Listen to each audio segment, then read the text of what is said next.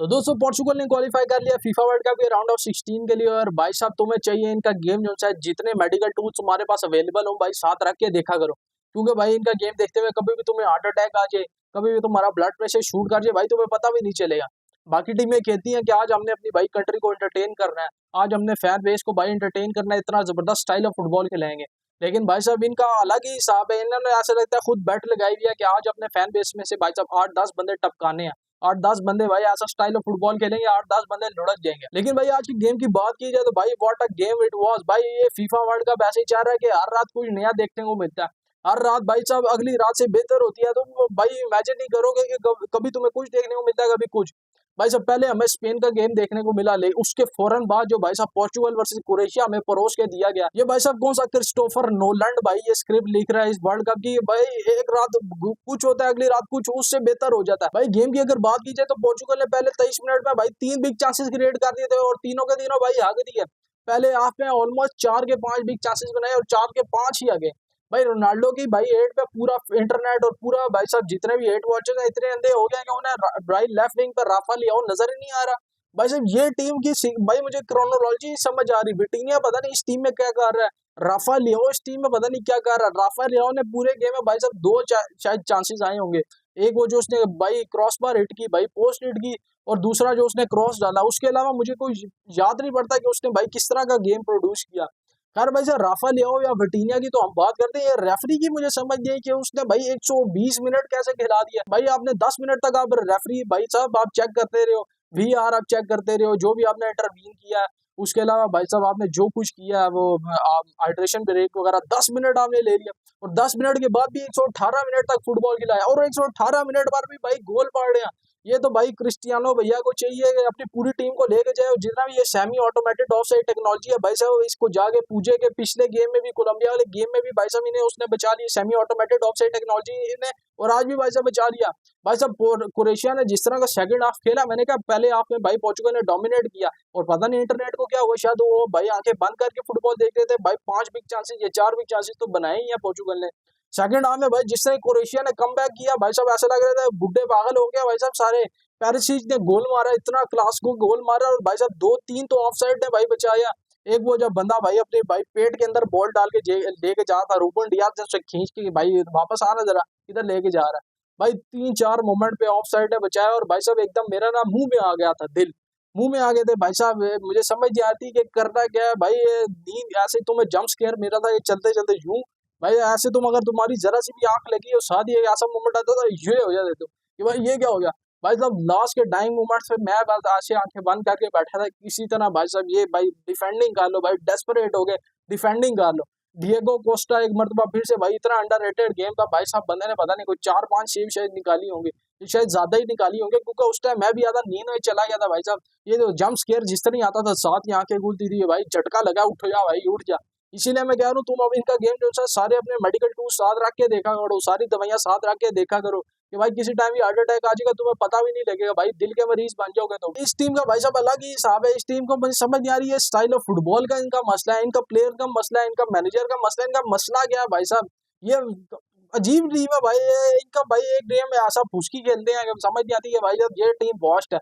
अगला गेम भाई इतना इंटरेस्ट स्टार्ट करते हैं तो मुझे लगता है भाई साहब इससे बेहतरीन टीम ही नहीं है। पहला हाफ मैंने जिस तरह का बेहतरीन खेला, पहला हाफ देख के मुझे लग रहा था कि भाई ये स्पेन को पेल देंगे, भाई फ्रांस को भी पेल देंगे, ये बहुत बेहतरीन टीम है। जिस तरह सेकंड हाफ शुरू हुआ मैं तो भाई ऐसे ऐसे बैठ गया था कि भाई किस तरह बचा लो, किस तरह भाई गोल आ जाए। भाई गोंजालो रामोस ने जो गोल मारा भाई वो डिलीवरी भी तारीफ करनी बनती है, क्योंकि राफा लियाओ को मैंने कहा पूरे गेम में उसने कुछ किया नहीं, ये राफा लियाओ की जगह भाई मुझे खिला लो, मैं शायद स्लाइटली बेहतर ही होऊंगा राफा लियाओ से, क्योंकि भाई ये 2 स्टेप ओवर करता है, तीसरे में बॉल इसके पाँव में फंस जाती है, और चौथे में भाई साहब इंटरसेप्शन आ जाती है।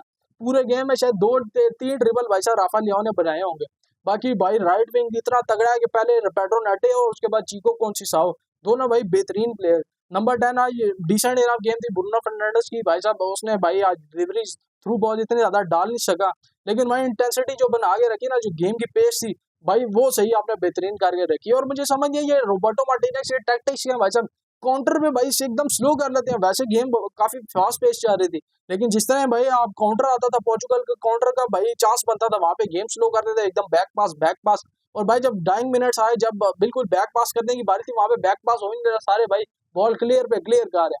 ये मैंने कहा ना, ये खुद ऐसे गेम खेलते हैं उन्होंने भाई साहब 8-10 बंदों को अपने फैन बेस पे से टपकाना है। यार वैसे गेम काफी इमोशनल था, जिस तरह क्रिस्टियानो के बैन ने कह दिया कि भाई ये लास्ट वर्ल्ड कप है। क्रिस्टियानो भैया खुद तो कह रहे हैं भाई अभी खेलूंगा, मैं खेलूंगा, अभी मैंने अपने लौंडे के साथ खेलना है वर्ल्ड कप।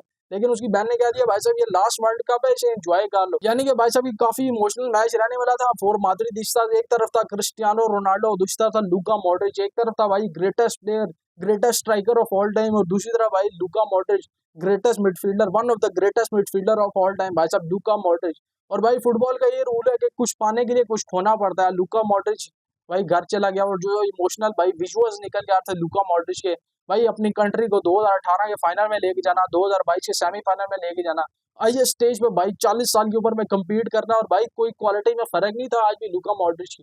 भाई 100 भाई बहुत बेहतरीन गेम खेला। पेरिसिच भाई साहब दूसरी तरफ वो 37 साल का पेरिसिच ने गोल मार दिया। यानी ये टीम भाई बूढ़ों से स्टैक पैक थी भाई साहब, बिल्कुल पैक थी, और उसके बावजूद इतना तगड़ा फुटबॉल ये खेल रहे थे, और मजीद भाई जा भी सकते थे। मैंने पिछली गेम में आपको कहा था ये फेवरेट्स है, और जिस तरह का भाई सेकंड हाफ खेला लग रहा था फेवरेट्स है। भाई इमोशनल सीन्स की बात की, डिएगो जोटा को जिस तरह रोनाल्डो ने ट्रिब्यूट किया, he was also in tears by wearing his jersey. भाई डिएगो जोटा की जर्सी पहन के he was also, Ronaldo was also in tears. तो भाई ये एक इमोशनल गेम था, लेकिन इमोशनल गेम के साथ मैंने जैसे आपको कहा ये आपको अपनी ड्रिप वगैरह साथ रख के बैठनी चाहिए, क्योंकि भाई ये लास्ट के 2.5 मिनट्स में जो उनसे गोल्स आए, और ऑफ साइड टेक्नोलॉजी एक मरतबा फिर से भाई शुक्रिया आपका, जिसने भी semi automated of side technology निकाली है ना भाई, उसको जाके भाई साहब उसके चरणों में पड़ जाओ, उसका शुक्रिया अदा करो। सेमी ऑटोमेटिक टेक्नोलॉजी ने अगर आपको बचाया तो भाई नुकसान भी पहुंचाया। रोनाल्डो का वो जो सा भाई साहब गोल आया था भाई सेमी ऑटोमेटिक टेक्नोलॉजी ने, वहां पे भाई बहुत मुझे गुस्सा भी आया कि इतना जबरदस्त गोल आया कि भाई लॉन्ग बॉल डली, लॉन्ग बॉल बिल्कुल कीपर के मुंह के आगे भाई साहब वो टच लिया, और टच लेके भाई सीधा उसके ऊपर भाई ऐसे पेननका कर दिया। बॉल हवा के अंदर ही रहते हुए भाई, वहां से पता लगता है ये is 41 and competing at the highest stage at 41 भाई। इनक्रेडिबल भाई जिस तरह का वो गोल था, वो ऑफ साइड हो गया, लेकिन भाई दिस गेम वाज भाई स्नीको ने बचा लिया। ये क्रिकेट वाला जो सा स्नीको इसके अंदर डाल दिया ना, ये भाई साहब इसने बचा लिया है पोर्चुगल को, नहीं तो वहां पे भाई ये हो गया था, काम दिखा दिया था। अब ये पूरा भाई जितने भी हेड वॉचर्स हैं वो कहेंगे भाई ये रोनाल्डो रॉब दिया, रोनाल्डो ने भाई पोर्चुगल ने भाई रॉब कर लिया क्रोएशिया को, ये फीफा प्रिंसेस वाले भाई साहब अब हमें आगे बताएंगे कि कैसे रॉबरी होती है। फिर मैं विजुअल यहाँ पे डाल दूंगा, जो कि मैं चाहता नहीं हूँ, लेकिन भाई हेड टू अर्थ रोनाल्डो इतनी ज्यादा कि उन्हें बाकी प्लेयर्स नजर नहीं आते, जैसा कि मैंने कहा राफा लिया, जैसा कि विटिनिया विटिनिया भाई इस वर्ल्ड कप कैंपेन में बिल्कुल फुसकी साबित हो रहा है। इस गेम में अगर बेस्ट मिडफील्ड जिस तरह best midfield in the world, best midfield in the world की अगर बात की तो एक ब्रूनो फर्नांडिस शायद डिसेंट खेल रहा है, और जॉन एवेज।